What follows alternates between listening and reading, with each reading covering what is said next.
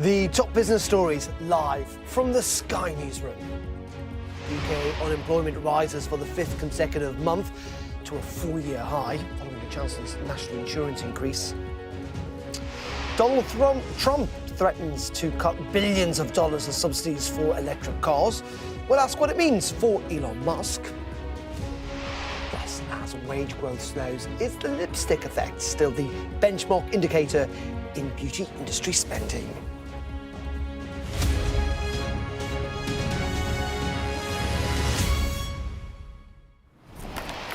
A very good morning on this Thursday, Business Live with me, Darren McCaffrey.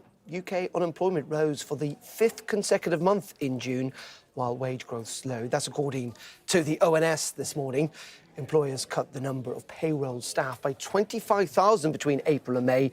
Employment has been consistently falling since the government signalled higher tax rises on jobs and rises in the minimum wage. Well, let's bring in Hital Mehta, who is head of economic research at St James's Place. Very good morning to you. And as we've been saying, this is a trend that we've seen over the last 5 months or so, and clearly it's not good news. No, the fall in unemployment is obviously not good news. In fact, that we've now had 5 straight months of declines, which has coincided with the policy of the national insurance rise and minimum wage kicking in, does obviously kind of make quite a clear link between the two. The one thing, though, on the payrolls numbers is that they are subject to significant revisions. So there was something for everyone in this data release. The very significant declines posted in the previous month suggested actually the labour market was collapsing, and that has been significantly kind of moderated. But we are still seeing signs of that labour market weakness. The unemployment rate at 4.7% is actually where the Bank of England thought that would get to by the end of this year. So we've already kind of seen it kind of creep up ahead of what the Bank of England would expect. Vacancies are falling. That's also a typical sign of a labour market weakening. The thing about wages, though, is that makes it look as if things are actually still going quite strong. We still have significantly kind of higher wage rate than we used to have pre-COVID. And as you say, the problem often with these figures is we know the ONS in the past have talked about actually how they're not quite as reliable as they once were for a whole load of reasons. But we'll not get into that now. Let's talk about what may be behind all of this. Is it, in essence, those tax rises we saw at the start of this financial year that effectively has made it so much more expensive to hire and keep people? I think that is in large part why we've seen the turnaround. I think the labour market was at an inflection point earlier in the year anyway. The past increases in interest rates obviously making it harder for firms to borrow, making it more expensive. That should have had some impact on the labour market, and it does take time to feed through. But then the policy kicking in with the higher tax rises, minimum wage increases does make it harder for firms to hold on to labour and workers, and that I do think that is why we've seen the turnaround that we have and most kind of prominent in the last few months. Is there now an expectation that this makes a rate cut by the Bank of England more likely next month?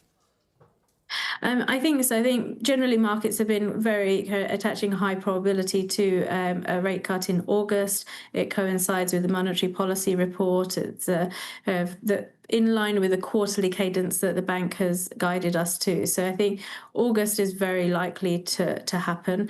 Whether this report is significant enough to have the back-to-back rate cuts, I think is less likely, particularly given the inflation picture that we are still facing. OK.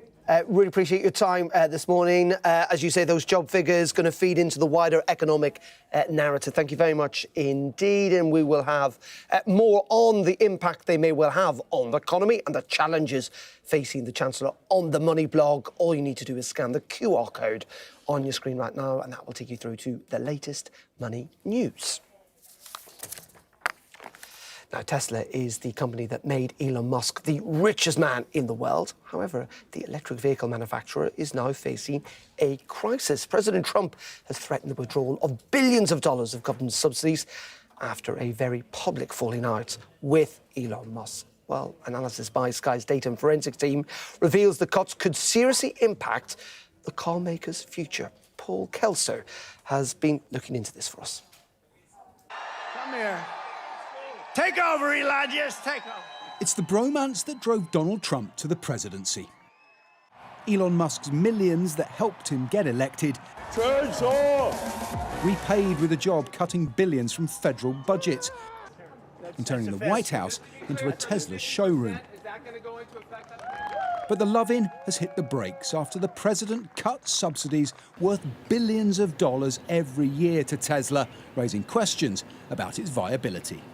Tesla's incredible journey from startup to the world's biggest EV manufacturer was helped enormously by government subsidies that are now being cut. Sky News analysis has found that last year the company banked $2.8 billion. That's equivalent to 38% of its profit from state-level subsidies Donald Trump has just cut. Also gone at the stroke of the president's pen, a $7,500 tax credit to anyone who wants to buy any EV. That makes every one of these Teslas more than 15% more expensive for American consumers. Taking the subsidies away, Tesla has, over its lifetime, burnt cash. In fact, excluding the subsidies it got last quarter, they would have lost money. So the subsidies have been critical, not only to the earnings they report, but to their ability to sustain as a going entity. Without the subsidies, we might say Tesla was in the red. Without the subsidies, Tesla's business is losing money. Goodwood's Festival of Speed celebrates the petrol-driven world that Elon Musk took on, building a market as well as a company, making electric cars not just virtuous, but desirable. Having put 7 million of them on the road, Tesla now faces its greatest challenge. Subsidies aren't Elon Musk's only problem. Tesla is facing enormous competition from Chinese EVs and established European manufacturers finally catching up. And sales are falling around the world. And some of that may be down to Musk himself. The man who was Tesla's greatest asset is, for some, becoming a liability. Musk needs to focus on Tesla. The political antics, the brand damage in the US, especially in Europe, the increasing competition in China, the tax subsidies. Look, it's a moment of truth time for Tesla to get through this period, but I believe brighter days are ahead. As time goes on, and especially as the subsidies are disappearing this quarter, I mean, it didn't even make it to the end of the year. This is going to affect Tesla sales this year. Basically, nobody wants to buy Teslas anymore, and most people driving them are just driving them because they already have one and they can't sell it. Among the petrol heads and potential Tesla owners at Goodwood's Festival of Speed, Musk remains divisive. What do you think about the boss of Tesla? Can't put that on camera, can we? Really? No, I don't think. No, I don't think he's a good Do you think guy. he might be putting people off? Yeah, with what he's been saying in the press and so forth, yeah. Our daughter desperately wants a Tesla, so yes. There's always somebody in this world that's done something wrong with some product, but it doesn't stop us buying it. Elon Musk has described Donald Trump's cuts as disgusting and very unfair. The president says more could follow. Paul Kelso, Sky News. Well done, I'd say Paul is in the studio with me. Very good morning to you, Paul. I suppose the big question is, does Elon Musk care about this? In essence, I say this because he's not a stupid man. He knows the impact this will have. And far from kind of moving away from politics, he's talking about launching his own party. He certainly affects not to care. He's been pretty aggressive on X, the two men using their social media platforms to trade blows back and forth. In the past, he said if every electric vehicle manufacturer lost subsidies, Tesla would thrive more. I think the people who do care undoubtedly about this are investors in Tesla, and we heard from some of them there, some of them original investors, some of them long-term fans of Musk. And on the face of it, while there has been an impact on the share price of Tesla of this round, there was a huge spike after the election, as everyone assumed that Musk would get benefits from having supported Trump. That fell away, but the shares are still up 15% year on year, and Tesla is valued at $1 trillion this morning. But the question is, it is a car maker first and foremost. And there's a real question now about whether that car manufacturer can continue to make actual money from selling actual cars with all these challenges of competition and of the loss of subsidies, which has been such a huge part of the Tesla story, because these challenges are mounting, they are real.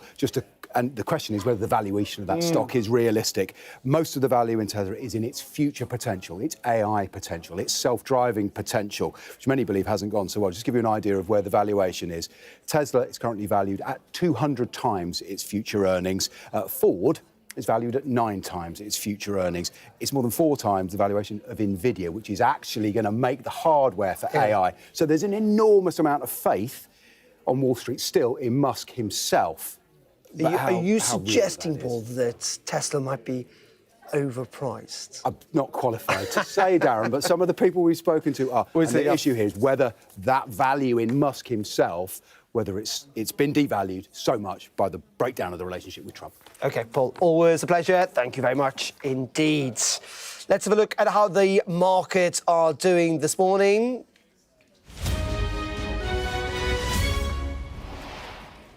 Let's bring in Lucy Coots, Investment Director at JM Fin. Lucy, very good morning to you. Let's start, if we can, about the jobs figures and your sense of kind of what the markets think about all this, because it just adds to, I think, the sense of the malaise in the British economy.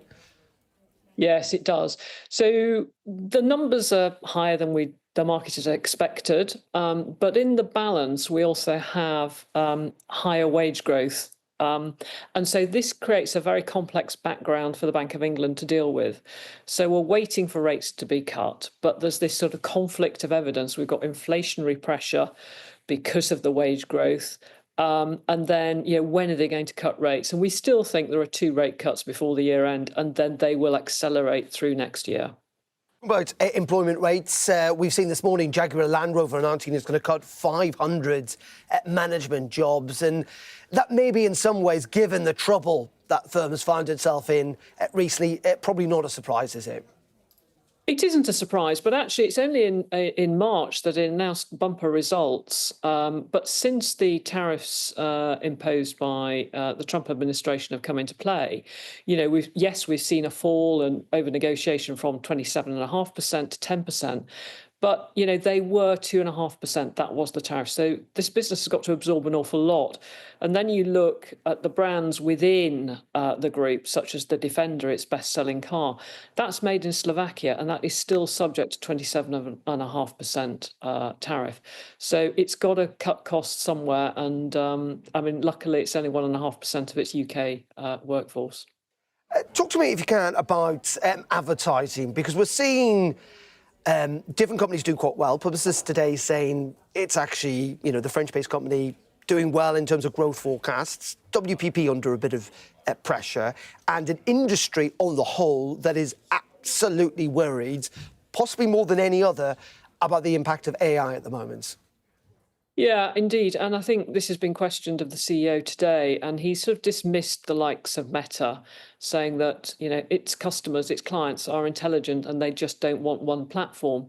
And also, I think Publicis is ahead of the game because it spent a decade investing in its own in-house AI and big data, so that it's able to monitor the market and track consumer behaviour. So I think these are now coming to play, and it's winning customers from the likes of WPP, the big names like Coke, like Mars, like Lego, and so it's doing very well. And just let's very finally end on the Fed in the United States. Donald Trump yesterday saying, no, I'm not going to fire Jay Powell, while at the same time spending about 10 minutes in the Oval Office slagging him off. What's your sense of where this is going to go?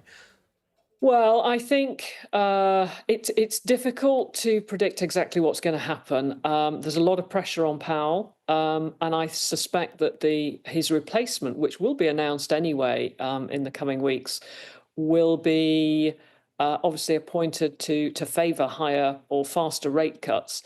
And so, what power does Powell have until his end of office in May? And I think the market will be worried about the fading power of Powell when we've got a new name successor in place who's much more dovish. So there's a lot to worry about. OK, Lucy, always a pleasure. Thank you very much indeed.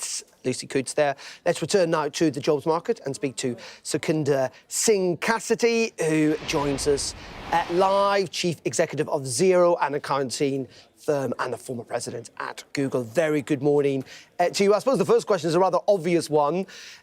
You are in charge of Xero accounting software. Just talk us through what you guys do. Sure. Well, we're cloud-based accounting software that helps SMBs track their finances, their cash flows, their bookkeeping, as well as their accountants and bookkeepers. And a little bit about us here in the UK, we serve 1 in 5 small businesses here in the UK and help them digitize their back office and give them all that productivity savings they need on where they're spending their time so they can spend it optimizing their business. So there's a couple of threads I want to pull on here. First of all, let's look at the technology itself. I mean, in effect, our accountants kind of looking at you guys and going, my word, you're taking all our jobs. Interestingly, they're not. We're a critical partner to accountants who themselves are critical partners to small businesses here in the UK. If you think about the job of the accountant right now, actually, there is a labor shortage. So most accounting and bookkeeping firms are actually, I would say, begging us for AI to help make them productive so they, in turn, can move up the value chain from simply helping with taxes and bookkeeping to really giving small businesses the advice they need to thrive, not just survive. And if you think about this year, and this backdrop for the UK, we're in the year of making tax digital, which is one of the UK government's biggest initiatives, where over almost 3 million small businesses need to now do their taxes digitally. With whom? Well, with software like Xero and accountants and bookkeepers, helping them do that core compliance job. But let's be honest about this. You know, we're at the start of this revolution, if you like, and it is a revolution in many ways. I mean, it is going to we are going to end up in a world, surely, aren't we, where effectively accountants are defunct? I actually disagree with that. I think it is about the way I perceive AI here at Xero, and we perceive it is, I think there is a world where you take advantage of AI and you move up the value chain, and every accountant and bookkeeping firm we talk to, as I said, is very short on resources. Right now, you have a shortage of new grads coming into that profession specifically. So I think the opportunity, if I was an accounting firm, is to hire a new grad who is an AI native and use it to move my practice through the digital stack, help my SMBs digitize, and get to that core place they all want to be, which is offering value-added services, taking advantage of tools like AI, which cut hours out of their day. And let's talk about the jobs market if we can. As you say, you work with a lot of small businesses across Britain. Medium and small business is the backbone of our economy, if you like. What's your sense in terms of how healthy that part of our economy is? We're talking about jobs figures, for example, today, you know, unemployment on the rise. What's your sense as someone who deals with this day in, day out? Absolutely. Well, first of all, we have our own small business panel where we have the opportunity to hear from small businesses directly how they're doing. I think it's fair to say our latest data shows that they are feeling uncertain.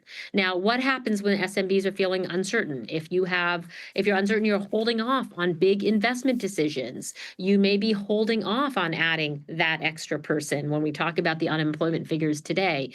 And so the thing you're looking for is certainty in cash flows and certainty in managing cash flows through a time of I would say, of macroeconomic, let's call it turmoil. So I don't think we can say that SMBs are their most confident right now. And our advice to them would be, yes, use tools to really optimize your cash flow. We look to the government in the UK, as you know, we have for a long time been proponents of late payment and late payment legislation to help those SMBs get paid faster in times like this. OK, Sakinda Singh Cassidy, really appreciate your time live for us here on Sky News this morning. Thank you very much indeed. Thank you.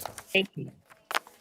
OK, you're watching Business Live. Coming up after the break, we'll be looking at how spending in the beauty industry is holding up during the cost of living crisis and asking if the lipstick effect is still alive. That's up next.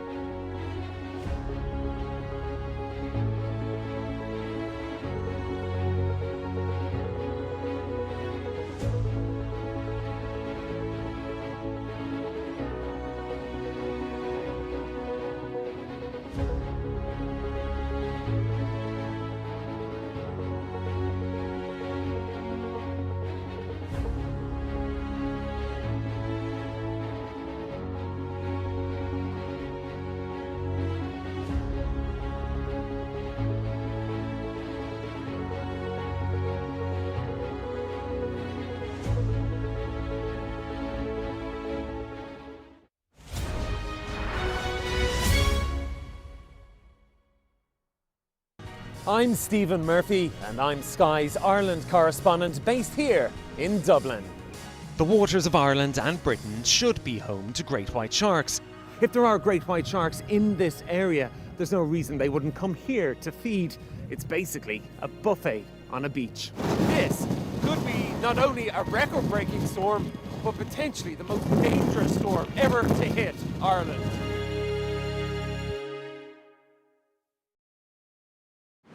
Slide minutes, slide better.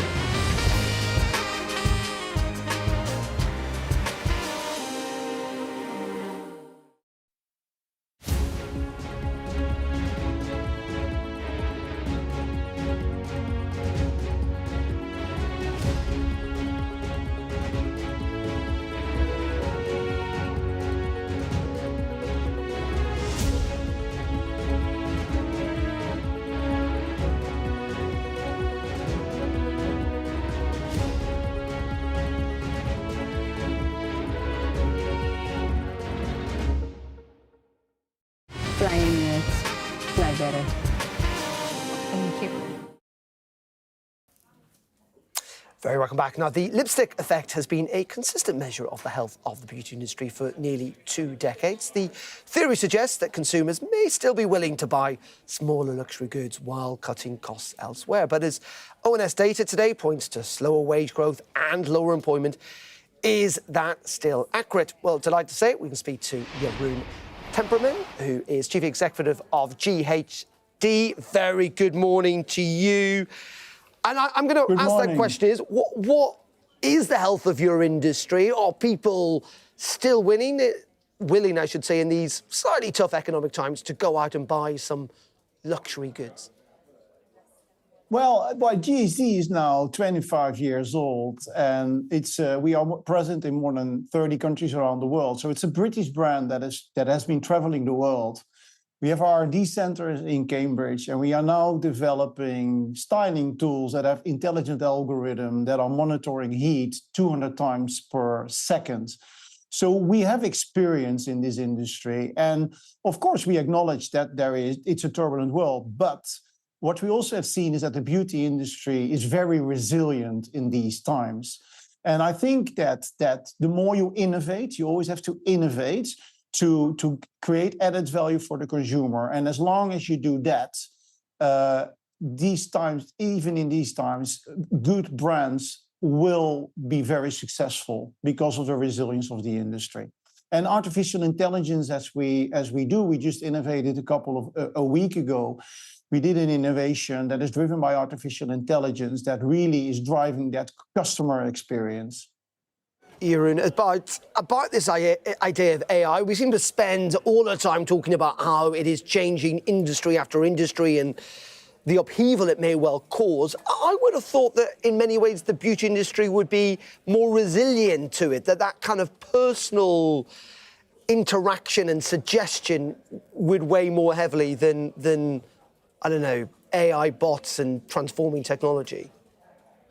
Well, we embraced AI, I think, over more than a year ago, and strategically embraced it with one objective. It's improving the customer experience.